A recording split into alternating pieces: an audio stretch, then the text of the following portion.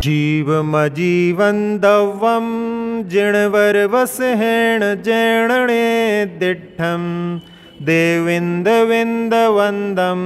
वन्दे तंसौवदा शिरसा। मोक्ष अधिकार में सम्यक दर्शन सम्यक ज्ञान का वर्णन पूर्ण हुआ। अब चारित्र का वर्णन प्रारंभ हो रहा है। 45वीं गाथा। असुहादो विनिवेत्ति सुहे पवित्तीय जान चारितम वद समिधि गुत्तिरूवम व्यवहारणया दुजिण भणियम।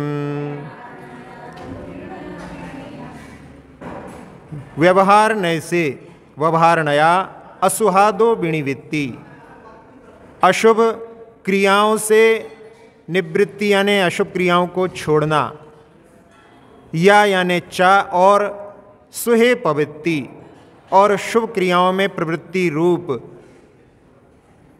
जिण भणियम चारितम जान, जिनेन्द्र भगवान के द्वारा कहा हुआ उसको व्यवहारने से चारित्र जानो।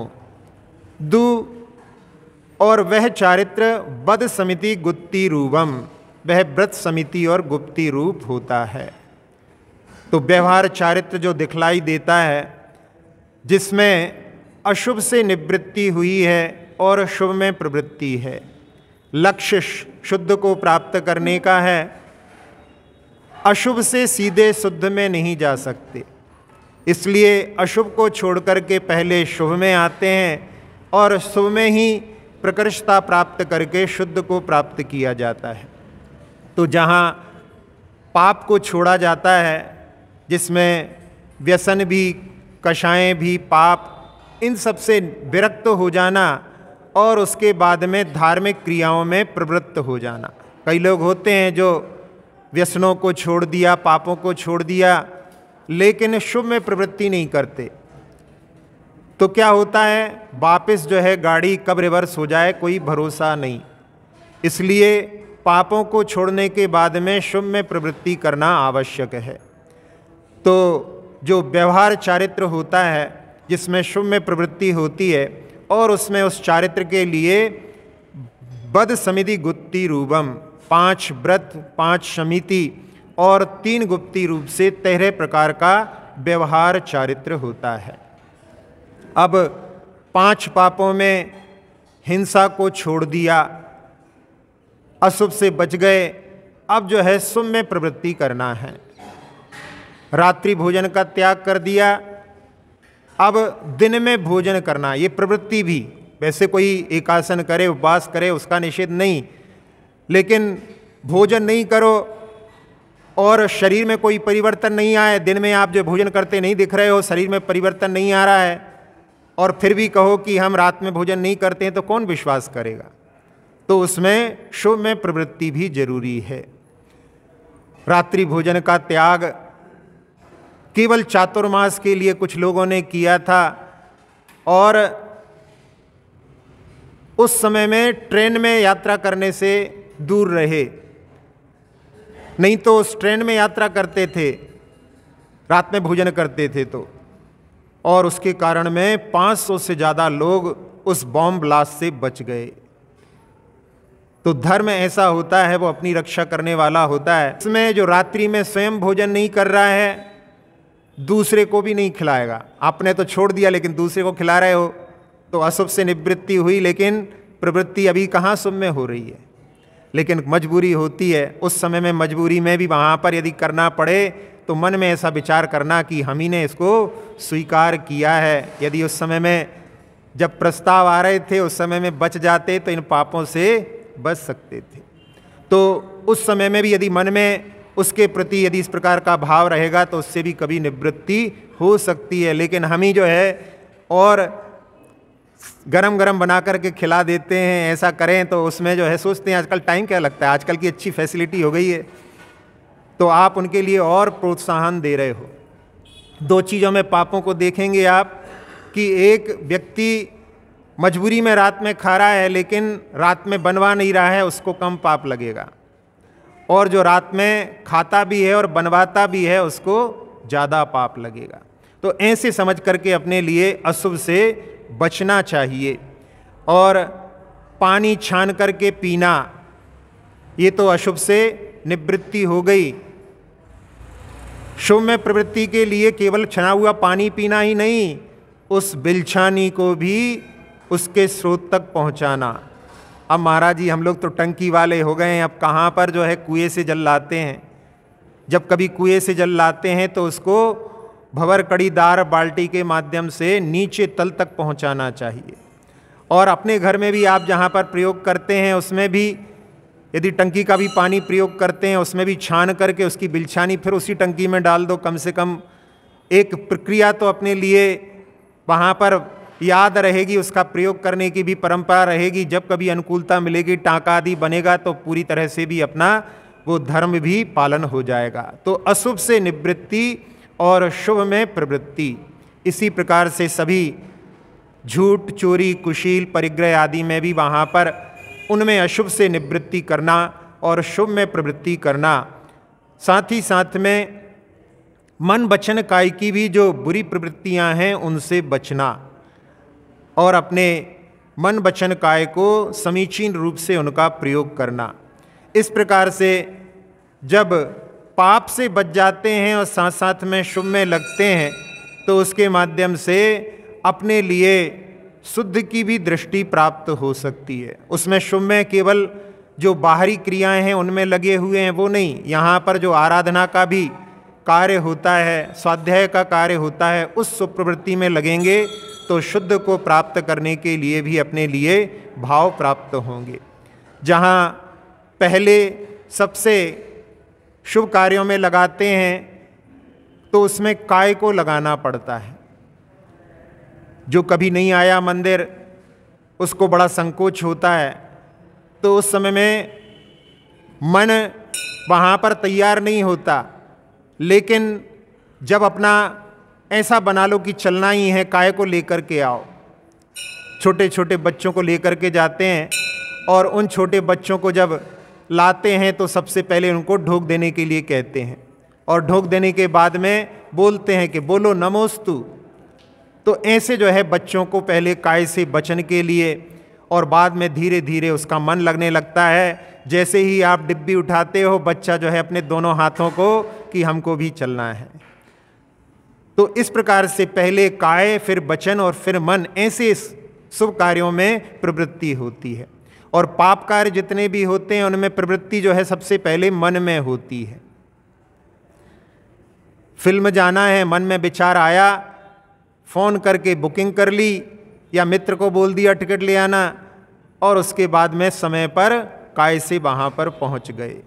तो पाप कार्य में तो इस प्रकार की प्रवृत्ति होती है, लेकिन अच्छे कार्यों में जिसमें कभी अपन ने नहीं किया हो उसमें सबसे पहले काय को लगा करके और बाद में पीछे पीछे वचन और मन के माध्यम से भी उसमें तल्लीनता प्राप्त की जा सकती है।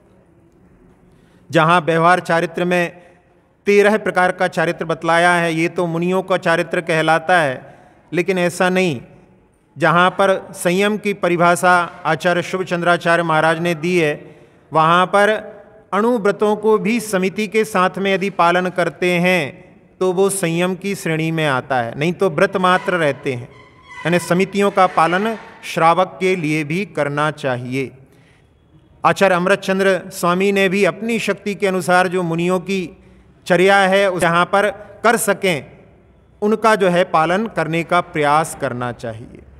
तो ऐसे 13 प्रकार का चारित्र जो मुनिराजों का होता है, अणुव्रतों में भी वहाँ पर गुप्ती और समिति के साथ में, क्योंकि श्रावक भी वहाँ पर अपने कार्यों को समीचीन रूप से करता है और साथ साथ में सामयिक के माध्यम से गुप्ती को प्राप्त करने का भी प्रयास करता है।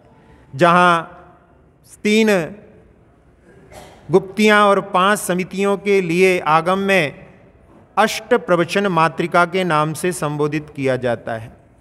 ये 8 प्रवचन माताएं हैं, यानी जिनेंद्र भगवान के प्रवचन में ये 8 माताओं के समान व्रतों की रक्षा करने में तत्पर होती हैं। इसके माध्यम से जहाँ व्यवहार चारित्र है वो सराग चारित्र भी कहलाता है, क्योंकि उसमें प्रवृत्ति होती है। और ये जो चारित्र होता है वो बंध सहित संवर निर्जरा का कारण होता है। और आगे परंपरा से मुक्ति का कारण होता है। और जो निश्चय चारित्र होता है जिसमें आश्रव नहीं होता, वो जो है साक्षात मुक्ति का कारण होता है। तो ये भी जो है उस निश्चय चारित्र के लिए कारण होता है। इसलिए ये चारित्र भी जो प्राप्त करना पहले आवश्यक होता है। अब इसमें कई लोगों की ऐसी धारणा रहती है कि अनंतानुबंधी के अभाव में भी कोई चारित्र होना चाहिए। जहाँ दूसरी चौकड़ी जाती है तो देश चारित्र अणुव्रत होते हैं, तीसरी चौकड़ी जाती है तो महाव्रत होते हैं, और चौथी चौकड़ी जाती है तो यथाख्यात चारित्र होता है। तो पहली चौकड़ी जाने पर भी कोई चारित्र होना चाहिए, लेकिन पहली चौकड़ी जो है चारित्र को प्रभावित नहीं करती। उसके अभाव में यदि कहा जाता है कि सम्यक्त होता है, तो सम्यक्त में सम्यक्ताचरण चारित्र जो सामान्य से अच्छा आचरण होता है उसको कहा जाता है, लेकिन उसको चारित्र संज्ञा नहीं दी जाती। इसलिए चौथे गुणस्थान को अविरत सम्यक दृष्टि कहा जाता है। यदि अनंतानुबंधी के अभाव में चारित्र को स्वीकार करेंगे, अनंतानुबंधी की विसंयोजना कर ली है और वो यदि मिथ्यात्व में जाता है तो अंतर मुहूर्त तक उसके पास में अनंतानुबंधी वहाँ पर नहीं रहती, बाद में उसका बंद होने लगता है। तो वहाँ उतने समय तक पहले गुणस्थान में भी चारित्र को स्वीकार करना पड़ेगा। इसलिए आचार्य अकलंक देव ने कि चारित्र तो कर्म भूमि में ही होता है। तो कर्म भूमि में ही क्यों बोला? भोग भूमि में भी जीव हैं, स्वर्ग में भी जीव हैं, नरक में भी जीव हैं, और सबके पास में सम्यक्त होता है, उनके पास चारित्र नहीं कहा। और यहाँ पर आपके लिए चारित्र कहा है, तो उसमें चौथे गुणस्थान में जब वहाँ पर चारित्र नहीं कहा तो आप यहाँ पर चौथे गुणस्थान में चारित्र की बात क्यों स्वीकार करते हैं? तो ये आगम के विरुद्ध होगा। इस प्रकार से यहाँ चारित्र के बारे में बतला रहे हैं। और जहाँ दूसरी प्रतिमा से पांचवा गुणस्थान आचार्य श्री कहते हैं, यहाँ पर ब्रह्मदेव सूरी ने टीका में पहले प्रतिमा से ही जो है पांचवा गुणस्थान स्वीकार किया है। विज्ञान ने अपने लिए जीवन तो सरल किया है बहुत सारी चीज़ों को उपलब्ध करा करके, लेकिन साथ साथ में समय बहुत सारा है अपने पास। अब उनका प्रयोग कैसे करना है? तो ऐसे साधन भी दिए हैं कि जिनके माध्यम से अपना जो समय बच रहा है वो वहाँ पर खप जाए, लेकिन उसके माध्यम से केवल पाप का ही अर्जन होता है। इसलिए अपने पास में यदि सुविधाओं का अपन प्रयोग करते हैं, समय बच रहा है, तो जितना समय बचे उसको अच्छे कार्यों में यदि अपन प्रयोग करेंगे तो उन विज्ञान के चीज़ों का फ़ायदा लेना है। नहीं तो उसके फायदे ना लेकर के अपन उसी में मशगूल हो गए तो अपन ने उसका कुछ भी लाभ नहीं उठा करके बल्कि उससे अपनी ही हानि कर ली। जहाँ पहले टेलीविज़न बनाया गया था, उस टेलीविज़न के लिए कि टेलीविज़न कैदियों के लिए बनाया गया था, कैदियों को बुद्धू बनाने के लिए, क्योंकि उसको बुद्धू बक्सा भी कहते हैं। उसको देखते रहो तो व्यक्ति जो है बिल्कुल डम्ब हो जाता है, कुछ भी करने लायक नहीं, शरीर की भी जो है एक्टिविटी रुक जाती है और मस्तिष्क भी उसका जो है कुंद हो जाता है। तो उसके माध्यम से केवल पाप का अर्जन होता है। इसलिए अपने लिए शुभ में प्रवृत्ति करना है तो शुभ में प्रवृत्ति का अपने को ध्यान रखना है कि स्वाध्याय पूजन आदि के माध्यम से अपने लिए उसमें अपनी प्रवृत्ति रहेगी तो अपन पाप से बच पाएंगे। अन्यथा तो जितने भी साधन विज्ञान ने उपलब्ध कराए हैं वो केवल पाप के अर्जन के लिए भी कारण हो सकते हैं। अब अशुभ क्या है उसके बारे में पंचास्ती काय में आचार्य कुंद महाराज ने एक गाथा के माध्यम से विषय कसायो गाढ़ो दुस्सुदी दुच्चित दुठ गोठी जिदो उग्गो मग्ग परो उवोगो जस सो असुहो। जो विषय कषायों में लीन रहता है, पांचों इंद्रियों के विषयों में और कषायों में, और जो दुश्रुति फालतू की बातों में अपना समय बर्बाद करता है, जिसका उनके संगति के कारण में दुष्ट चित्त हो जाता है, और जो खोटी संगति में अपना समय व्यतीत करता है, खोटे मार्ग में जो लगा रहता है, वह जो है सारा उपयोग अशुभ कहलाता है। इसलिए अपने को अशुभ से बच करके शुभ में प्रवृत्ति कराने के लिए यहाँ पर उसको चारित्र संज्ञा दी गई है। कम से कम अपन जो व्यवहारिक रूप से भी अशुभ से बच करके और जिसको शुभ कहा गया है उसमें प्रवृत्ति करें तो धीरे धीरे अपने लिए भी चारित्र के भाव अवश्य ही उत्पन्न होंगे। अब निश्चय चारित्र क्या है उसको 46वीं गाथा में कह रहे हैं। बहिरभ्यंतर क्रिया रोहो भव कारणपणासठ्ठम नाणिस जंजिणोत्तम तम परमं सम्मचारितम। भव कारणपणासठ्ठम, संसार के कारणों का नाश करने के लिए, नाणिस से यानी ज्ञानी जीव के, बहि अभ्यंतर क्रिया रोहो, बाह्य और अभ्यंतर क्रियाओं को रोकना, जम जिणोत्तम, जो जिनेन्द्र भगवान ने कहा है, तम परमम सम्मचारितम, वह जिनेन्द्र भगवान के द्वारा कहा हुआ परम या निश्चय सम्यक्त चारित्र है। बाहरी क्रियाओं को तो रोक लेते हैं, अशुभ से बच करके शुभ में प्रवृत्ति कर ली, लेकिन शुभ से प्रवृत्ति में भी ऊपर उठ करके ध्यान अवस्था को प्राप्त करना, वैसे निश्चय चारित्र का अधिकार मुनियों का है, श्रावकों को तो वहाँ पर अवकाश नहीं, लेकिन फिर भी रत्नकर्ण श्रावकाचार्य में कहा है कि व्रत पंचक परिपूर्ण, पांचों व्रतों की पूर्णता कराने वाला सामायिक होता है। तो सामायिक के माध्यम से पांचों पापों की निवृत्ति पूर्णता हो जाती है, सामायिक में कोई भी पाप नहीं होता। तो इस प्रकार से उस ध्यान के माध्यम से अपनी जो अभी पापों की निवृत्ति हुई है, लेकिन प्रवृत्ति में भी वहाँ पर पाप की संभावनाएं होती हैं, उनसे भी ऊपर उठने वाला ध्यान का सामायिक का काल होता है। तो इसलिए अपने को उससे भी ऊपर उठने के लिए प्रयास करना चाहिए। आचार्य श्री सुनाते हैं कि जब कोई भोजन करने के लिए आता है तो सबसे पहले हाथ पैर को धो लेता है, यानी उसने जो गंदे हाथ पैर थे उनको धो लिया, मतलब पाप का त्याग हो गया। फिर आकर के पाटा, थाली, ग्लास, लोटा, कटोरी आदि उठा लिए, यानी उन्होंने ग्रहण कर लिया। अब उसमें भोजन प्रारंभ किया। अब वहाँ पर पाटा, थाली, कटोरी आदि पर ध्यान ना जाकर के जो भोज्य सामग्री है उस पर ध्यान जाता है।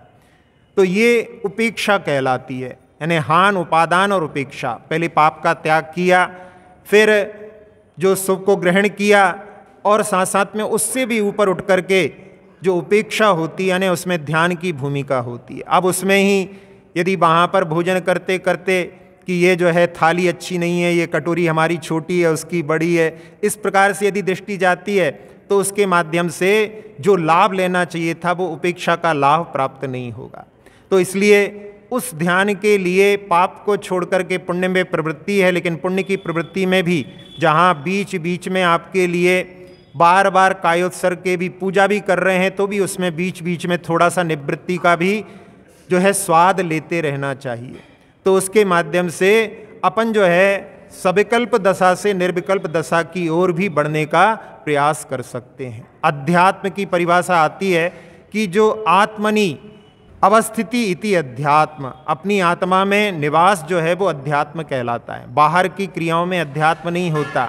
जब तक अपन ध्यान आदि की भूमिका नहीं बनाए तब तक अपन अध्यात्म से, आत्मा से परिचित नहीं हो सकते।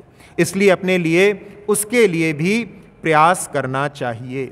जो बाहर की क्रियाएं होती हैं उसमें विशेष निर्जरा नहीं होती, बल्कि उसमें तो जैसा रहता है यदि सावधानी पूर्वक क्रिया की तो उसमें अपन पाप से बच जाएंगे। लेकिन जब अपन ध्यान आदि की भूमिका बनाते हैं तो उसमें विशेष रूप से निर्जरा होती है। 3 प्रकार के अपरहत संयम होते हैं, उसके बाद में एक उपेक्षा संयम होता है। अपरहत संयम तो ऐसा है कि उस जगह को छोड़ करके चले गए। दूसरा, जैसे कहीं चींटी आ रही थी, उनको जो है पिच्छिका के माध्यम से उनको दूर कर दिया।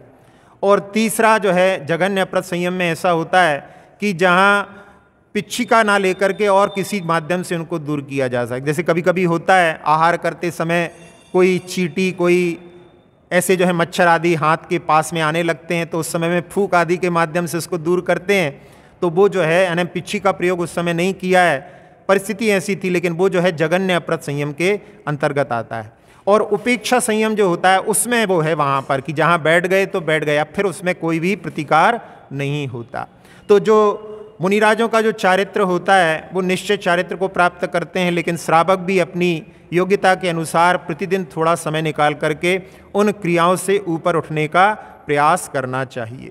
जहाँ जो क्रियाओं के लिए कहा है संसार के कारण हैं, जितनी भी अपनी मन वचन की क्रिया है अपने को ये भान रहे कि अपन इसके माध्यम से संसार का अर्जन करते हैं, तो फिर अपन उसको रोकने की भी दृष्टि रखेंगे और अपने को ऐसा लगेगा ही नहीं अपन तो सब जो कुछ करते रहते हैं।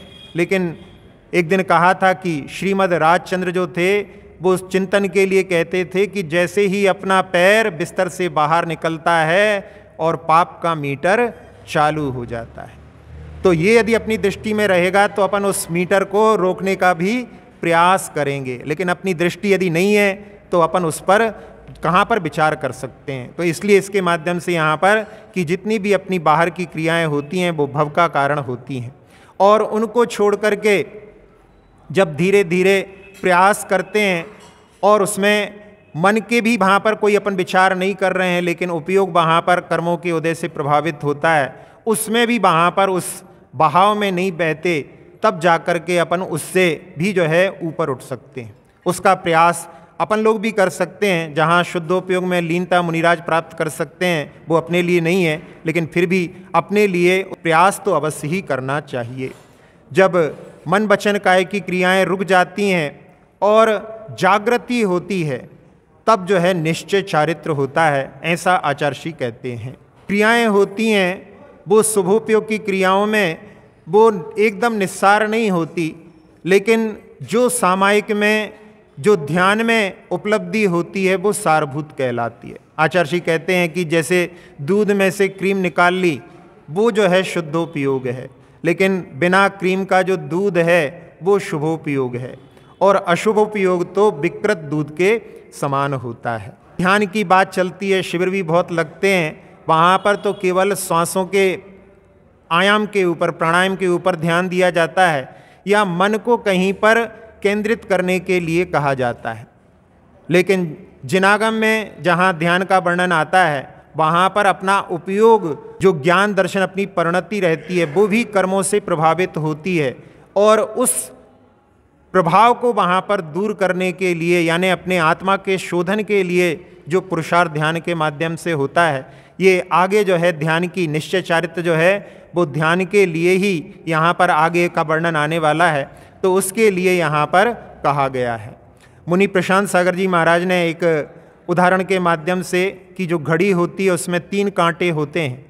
एक घंटे का कांटा होता है जो चलता हुआ नहीं दिखाई देता, एक सेकंड का कांटा होता है जो लगातार घूमता हुआ दिखाई देता है, मिनट का कांटा भी बहुत गौर करो तब वो जो चलता हुआ दिखाई देता है। तो इसमें जो घूमता हुआ दिखाई दे रहा है लेकिन अपना मन जो है अपने लिए दिखाई नहीं देता, लेकिन उसकी जो गति होती है वो सेकंड के कांटे की तरह होती है, और मिनट के कांटे की तरह अपनी स्थिति जो होती है वो वचन की होती है, और काय की जो स्थिति होती है वो घंटे के कांटे की तरह होती है। तो उसमें अपन काय को तो स्थिर कर लेते हैं, लेकिन अंतर जल्प जो है अभी आचार्य ने भी जिसमें जो बतलाया था बैखरी आदि के माध्यम से, तो वो जो है अंतर जल्प भी अपना चलता रहता है, तो वो जो है मिनट का कांटा है, लेकिन उससे ज़्यादा फास्ट भागने वाला मन का कांटा होता है। जब अपन काय को रोक लेते हैं और वचनों को भी वहाँ पर अपन प्रयोग नहीं कर रहे हैं और अपना मन जो है उसको लगाने का, कहीं पर एकाग्र करने का प्रयास कर रहे हैं, तो उस समय में जैसे 12 बजे तीनों मिल जाते हैं और थोड़ी सी देर के लिए ऐसी स्थिति आती है कि जिस समय में अपन को ऐसा लगता है कि ना अपनी वचन की प्रवृत्ति हो रही है ना मन की प्रवृत्ति हो रही है, लेकिन थोड़ी देर में मन फिर जो है इधर उधर भागने लगता है। तो ऐसे ही जहाँ मुनिराज प्रयास करते हैं उसमें वो यही बोलते हैं कि एक सामायिक में 1-2 मिनट के लिए भी ऐसी स्थिति को प्राप्त कर लें तो वो बहुत बड़ी उपलब्धि कहलाती है। तो अपन लोग भी उसमें ध्यान करने का प्रयास करें। तो उसमें उन्होंने बतलाया है कि जैसे ध्यान करने के लिए अपन बैठ गए हैं, उस समय में होता है मन जो है कहाँ कहाँ उड़ान भरता है, तो सबसे पहले उसमें कि अपन एक सीमा बना लो कि 1 साल से बाहर की चिंता नहीं करेंगे, फिर 1 साल को जो है और कम करके 6 महीने, 3 महीने, 2 महीने, 1 महीने पक्ष, फिर 4 दिन 5 दिन ऐसे करते कम करते करते और 2 दिन 1 दिन और 1 दिन में भी जो है 1 घंटे के अंदर अंदर से, इसके अलावा आगे की नहीं सोचेंगे। और बाद में केवल वर्तमान में जो सूक्ष्म ऋजु सूत्रनय का विषय रहता है, केवल एक एक समय में, एक स्थूल होता है जो पूरे जीवन की भी चिंता करता है, लेकिन जो सूक्ष्म ऋजु सूत्रनय होता है उसमें केवल एक एक समय वहाँ पर अपना विचार जो है केवल उसके बारे में, वर्तमान में जहाँ पर हैं बस केवल उसी के बारे में और कहीं के बारे में नहीं। यदि कक्ष में है कहीं पर तो बस कक्ष के अलावा बाहर सोचना ही नहीं। तो इस प्रकार से यदि अपन नियंत्रित करें तो उसके माध्यम से अपन भी जो है ध्यान की भूमिका में कुछ आगे बढ़ सकते हैं। सभी को ध्यान की भूमिका को अवश्य प्राप्त करना चाहिए, क्योंकि ध्यान ही मुख्य निर्जरा का कारण होता है। जितने भी आज तक मुक्त हुए हैं सब ध्यान के माध्यम से ही मुक्त हुए हैं। तो उस पर दृष्टि ले जाने के लिए यहाँ पर निश्चय चारित्र, जिसमें कि जहाँ दोनों प्रकार की बाहर की क्रियाओं और अभ्यंतर क्रियाओं को छोड़ा है, अपन भी बाहर की क्रियाओं को छोड़ करके मन वचन काय के वहाँ पर जो हिलन चलन ना हो तो वो काय की क्रिया को छोड़ना हो गया। मन में भी अपन अशुभ चिंतन ना करके और उसको भी कहीं ना कहीं एकाग्र करने का प्रयास करें और वचन का जल भी वहाँ पर छोड़ने का प्रयास करें। तो अपन भी उस निश्चय चारित्र जो मुनिराज करते हैं उनकी ओर दृष्टि तो अपन उस समय ले ही जा सकते हैं। अक्षर पद मात्रा से दूषित वचन अगर ममहीन रहे और प्रमाद कषाय के वश में सम्यक अर्थ विलीन किए, जिन वाणी माता मेरी उन सब त्रुटियों को क्षमा करें, दे आशीष शीघ्र हम सबको केवल लब्धि रमा मिले। प्राप्त हमें हो बोधि समाधि परिणामों की शुद्धि हो, निज आत्म उपलब्ध हमें हो शाश्वत सुख की सिद्धि हो। चिंतित वस्तु दात्री माता चिंतामणि उपमा भाति, करो वंदना पूर्ण विनय से चरण रखूं मैं ये पाती। कर जिन वाणी स्तुति तन की ममता टार, महामंत्र का जाप अब सभी जपें नव बार।